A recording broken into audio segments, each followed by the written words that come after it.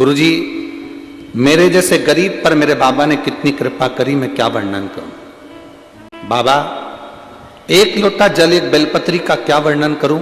मेरी जिंदगी बहुत दुख और कष्टों में चल रही थी। मेरा बेटा चेतन ने 2 बार रेलवे की परीक्षा दी, पर 2 बार भी फेल हो गया। मेरे बेटे ने तीसरी बार परीक्षा दी, तैयारी करी, खूब पढ़ाई करी, पर परीक्षा में उत्तीर्ण नहीं हो पाया। मेरा बेटा हताश होकर खेत पर जाना काम करना चालू कर दिया, दूसरे की दुकान पर काम करा, खेत पर काम करना चालू कर दिया। तब मैंने पूछा क्या हो गया। कहा अब मैं एग्जाम नहीं दूंगा क्योंकि मैं पास नहीं हो रहा। मैंने अपने बेटे से कहा एक बार और परीक्षा दे। सियोर वाला महाराज कहता है कि खूब पढ़, खूब मेहनत कर, और जब परीक्षा देने जाए तो एक बेलपत्री को शहद लगाकर शिव जी को चढ़ाकर जाना। इसलिए मैंने पत्र में भी बेलपत्र बनाकर भेजा है कि इस बेलपत्र का फल क्या होता है। गुरुदेव, बाबा की कृपा से 2022 का मैंने एग्जाम मेरे बेटे से दिलवाया। उसको कहा खूब पढ़ाई कर।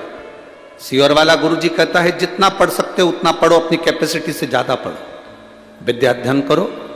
मैंने अपना बेटे को खूब पढ़ाया। उसने पेपर देने के समय पर एक बेलपत्री में शहद लगाकर जब शिवजी को चढ़ाया तो मुझसे मंदिर में कहता है, माँ क्या भोले बाबा को शहद का बेलपत्र चढ़ाने से वो सुन लेगा।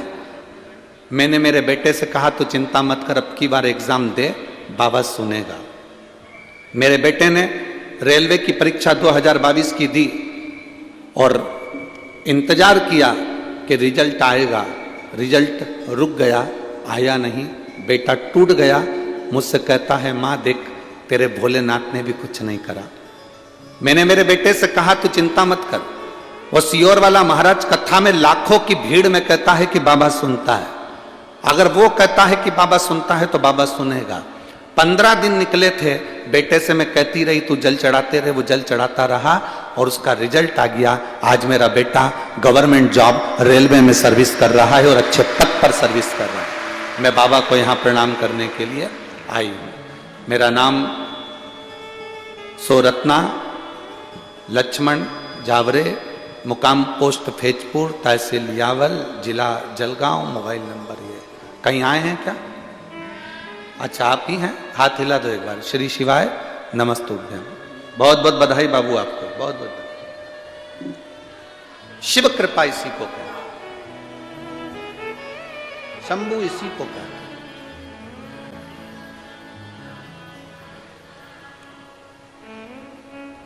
भरोसा शिव पर करा तो वो टूटेगा नहीं, ये निश्चित है। हमने आपको एक बार पहले भी कहा कि भरोसा हर किसी पर मत करना। घर के लोगों पर भरोसा करोगे एक बार टूटेगा, रिश्तेदारों पर भरोसा करोगे एक बार टूटेगा, परिवार पर भरोसा करोगे एक बार टूटेगा, कुटुंब कबीले में भरोसा करोगे एक बार टूटेगा, आसपास वालों पर भरोसा करोगे एक बार टूटेगा, पर मेरे शंभू पर किया गया भरोसा कभी जिंदगी में नहीं टूटेगा। वो नहीं टूट सकता, वो टूटेगा ही नहीं। बोल बम का नारा है, जम के बोलो जरा, बोल बम का नारा है, बाबा एक सहारा। ये भरोसे का शब्द है, मतलब हम बाबा के सहारे जी रहे हैं, हम बाबा के भरोसे जी रहे हैं।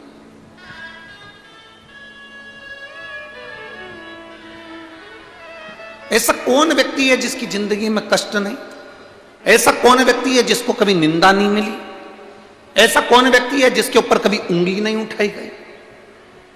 संत तुकाराम जी को देखोगे तो लोग ने उन पर भी उंगली उठाई, संत ज्ञानेश्वर जी को देखेंगे तो उन पर भी उंगली उठाई गई, संत नामदेव जी को देखेंगे तो उन पर भी उंगली उठाई गई। जितने भारत की भूमि पर संत हुए, साधु हुए, बड़े बड़े जो पद पर पहुंच जाते हैं, बड़े बड़े औहदे पर पहुंच जाते हैं, उन पर उंगलियां उठाई जाती हैं। आप सनातन धर्म के लिए आगे बढ़ेंगे, आप पर उंगली उठाई जाएगी। कोई बड़े पद पर बैठकर कोई मंत्री, कोई संतरी, कोई कलंतरी, कोई आमदार, कोई खासदार, कोई महापौर, कोई नगर पालिका का अध्यक्ष हो, महापौर हो, अगर वो कोई शब्द कह दे कि सारी समस्या का हल एक लोटा जल है, या भगवान की भक्ति करो, या सनातन धर्म की बात कह दे, तो बहुत सारे लोग ऐसे हो जाते हैं जो उनके कमेंट्स करना चालू कर देते हैं, उनके पाँव खींचना चालू कर देते हैं। तुम क्या इस बात को पक्ष लेते हो? क्या तुम इस बात को जानते हो? तुम तो उनका पक्ष ले रहे हो, तुम तो ऐसा कर रहे हो। एक बात अपनी जिंदगी में याद रखना, झूठी पत्तल का भोजन कर लेना, भूखे मर जाना, पर अपने सनातन धर्म को छोड़कर दूसरे धर्म में मत जाना।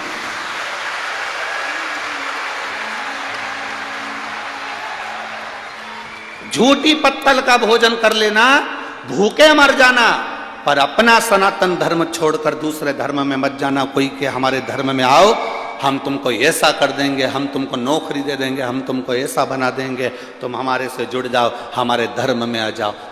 भूखे रह लेना, 15 दिन खाना मत खाना, पर दूसरे धर्म में मत जाओ, बिल्कुल ना,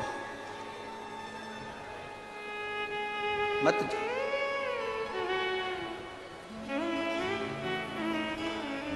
बड़ी मुश्किल से हमारा जन्म भारत की भूमि पर होता है, बड़ी मुश्किल से ये मनुष्य का शरीर मिलता है, और बड़ी मुश्किल से शंकर को चढ़ाने के लिए एक लोटा जल मिलता है। इसको छोड़कर कैसे जाएं? कैसे? अपने धर्म को छोड़कर हम दूसरा धर्म कैसे अपने?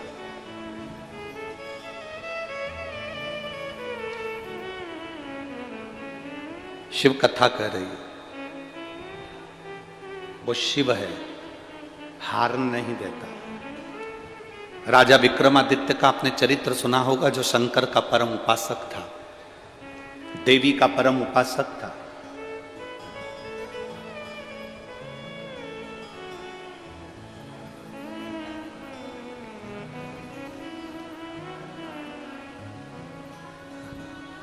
भारत की भूमि का पहला राजा था जिसकी मित्रता देवताओं से थी, राजा विक्रमादित्य। पूरे ब्रह्मांड का, पूरे भारत की भूमि का पहला राजा था जिसके संबंध देवताओं से थे। उसके संबंध देवताओं से क्यों थे? किस लिए? क्योंकि राजा विक्रमादित्य प्रतिदिन शिव जी की आराधना करता था और माता रानी की आराधना करता था। पार्वती जी की भी आराधना कर रहा और शिव की भी आराधना कर रहा। जो शिव और शक्ति इन दोनों की आराधना में लग जाता है, उसके संबंध, उसके रिश्तेदार, उसके नातेदार स्वयं देवता खुद बनने के लिए आते हैं और उसको अपना रिश्तेदार बना लेते हैं।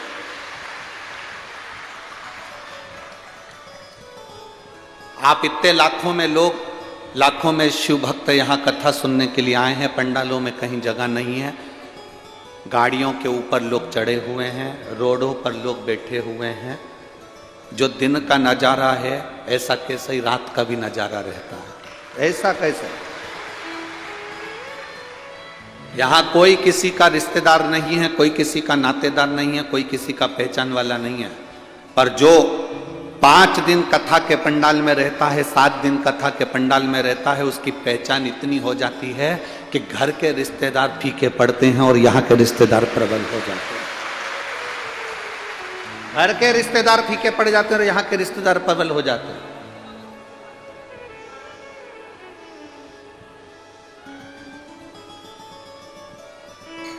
मैं जलगांव के ढोल वालों को,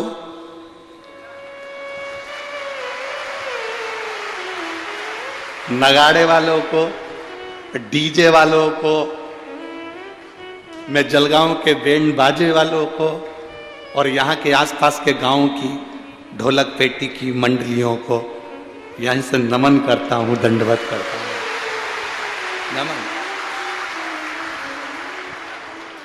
क्या दुनिया में किसी की शादी होगी, ऐसा उत्सव रात्रि को देखने को मिलता है जब चारों तरफ डीजे और ढोल और बैंड और भजन और श्री शिवाय नमस्तुभ्यम लब नाच रहे, गा रहे, आनंद कर रहे, एंजॉय कर रहे। धन्यवाद। और उस बीच में लोडिंग में छोटे छोटे जो लोडिंग होते हैं, छोटे छोटे जो ट्रक जैसे होते हैं लोडिंग गाड़ियाँ, उसमें भरा भरा कर सामान, कोई चाय बना रहा, कोई दूध केसर का, कोई आइसक्रीम, कोई कुछ उस बीच में भरा भरा कर चारों तरफ कहीं कुछ बट रहा, कहीं कुछ बट रहा, ऐसा लग रहा जैसे बाराती आया। और जो जलगांव का व्यक्ति ये नजारा देख नहीं पाया, समझ लेना उसकी किस्मत ही बेकार थी, वो नहीं पहुंचा। किस्मत में वो 1000 बार जन्म ले लेगा तो नहीं देख पाएगा। इस जलगांव का कितना बड़ा सेठ होकर वो ये नजारा नहीं देखा तो बेकार बेकार।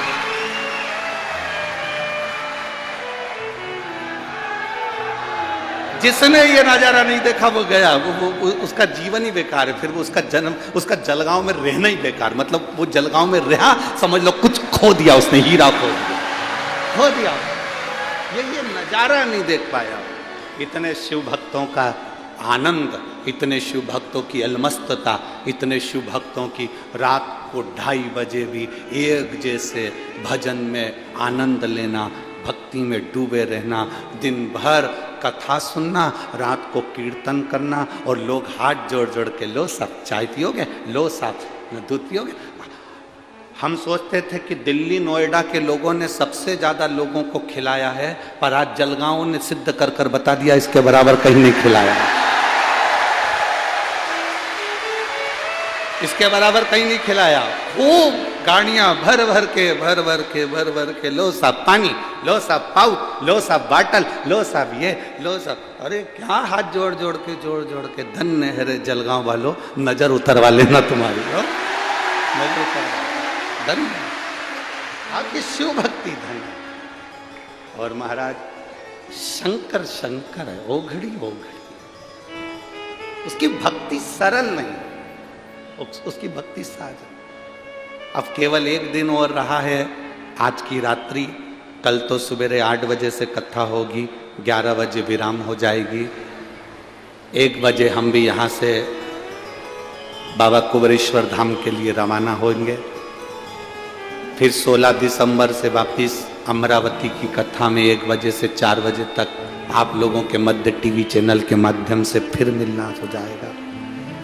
ये तो शिव भक्ति है। मिला इस शरीर को मौका जो दिया। राजा विक्रमादित्य भारत की भूमि के वो राजा थे जिनकी मित्रता, जिनकी पहचान देवताओं से थी।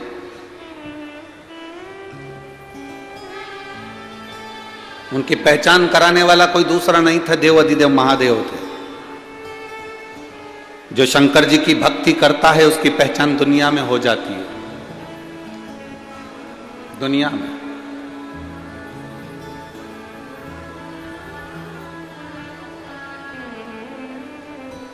चौधरी परिवार को कोई जानता था कि नहीं जानता था पता नहीं, पर इनने शंकर की भक्ति करी, शिव पुराण की कथा कराई, तो अब सब पहचान जाएंगे कि जगदीश चौधरी कौन है, तो भरत चौधरी कौन है, तो ये कौन है, कौन पहचान।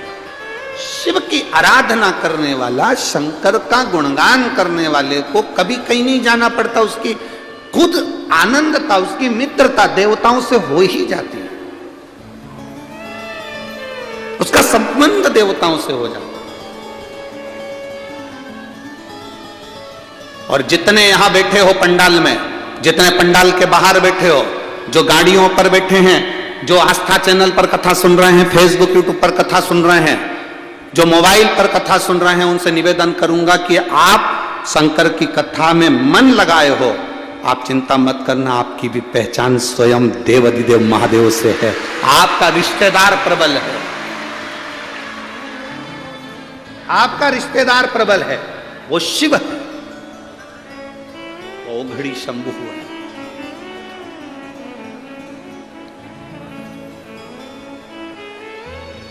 सहज नहीं। शिव महापुराण की कथा कहती है, राजा विक्रमादित्य को इंद्र ने निमंत्रण दिया। अब देखिएगा जरा शिव तत्व को जानिएगा।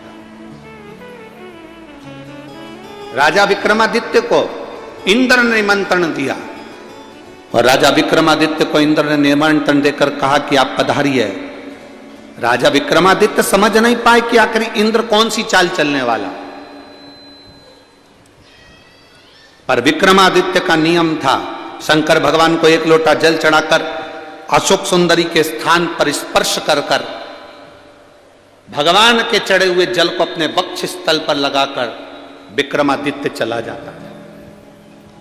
राजा विक्रमादित्य चले जाते थे। चले राजा विक्रमादित्य इंद्र लोक में पहुंचे। इंद्र अपने सिंहासन पर बैठा हुआ।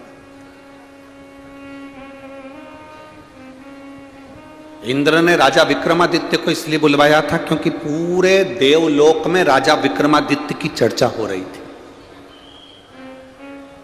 जिस व्यक्ति की बहुत चर्चा होती है ना, उससे मिलने का मन करता है कि एक बार मिलें तो सही, आखिर है क्या।